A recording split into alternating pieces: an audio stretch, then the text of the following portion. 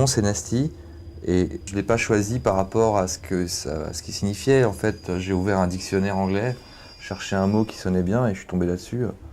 Et il se trouve que voilà, ça a une signification, mais elle a pas grand-chose à voir avec moi. Tu vois, mes couleurs, elles sont plutôt gaies, alors que Nasty, ça veut dire méchant ou mauvais. Mais voilà, c'est une espèce d'obsession autour d'un mot, autour de soi-même. Je ne peux pas t'expliquer pourquoi, mais l'idée c'est de dupliquer un nom.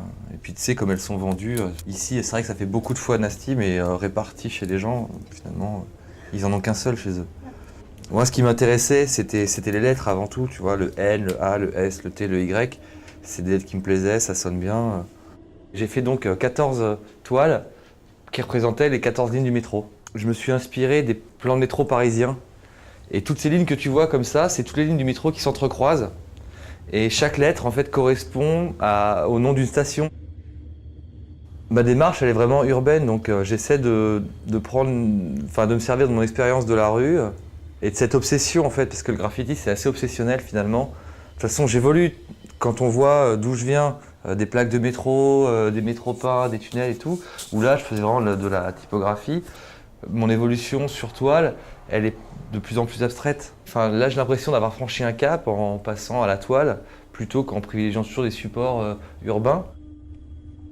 Quand tu sors de la rue pour commencer à faire des toiles, effectivement, tu es un peu frustré et surtout, tu n'as pas du tout d'expérience, puisque en général, les peintres qui peignent sur toile, ils ont une formation des beaux-arts ou une formation artistique et on leur apprend à se servir du matériel, quel type de peinture on met sur quelle toile, quel type de toile on utilise. Nous, on fait vraiment ça tu vois, au feeling. Et moi, c'est pour ça qu'au départ, en fait, j'étais pas très avec la toile. C'est pour ça que je suis allé prendre des supports urbains, comme les plans de métro, les plaques, parce que c'est justement mon univers, en fait. Et j'étais habitué à me servir de ça, de ce cadre.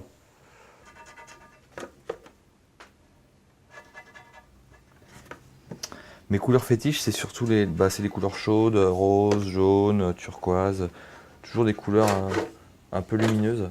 Par exemple, le rose, c'est moi qui l'ai créé. Je l'ai mélangé avec un rose foncé et du blanc. Ça permet d'avoir des couleurs à soi, ça permet d'essayer de nouvelles choses. Tu vois, je peux les ouvrir, je retire ça et je peux les mélanger. Après, je rebouche et puis ça me fait une nouvelle couleur. Ce que tu peux pas faire avec les bombes, en fait.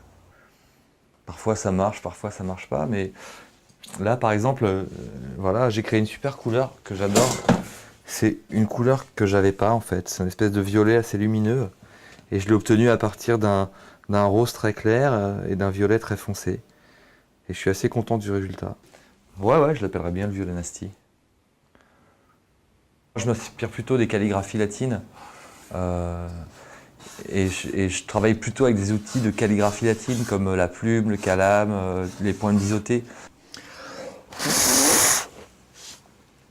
Cette technique de souffler dessus, c'est pour avoir un rendu bombe, frais. C'est à force d'utiliser le matos.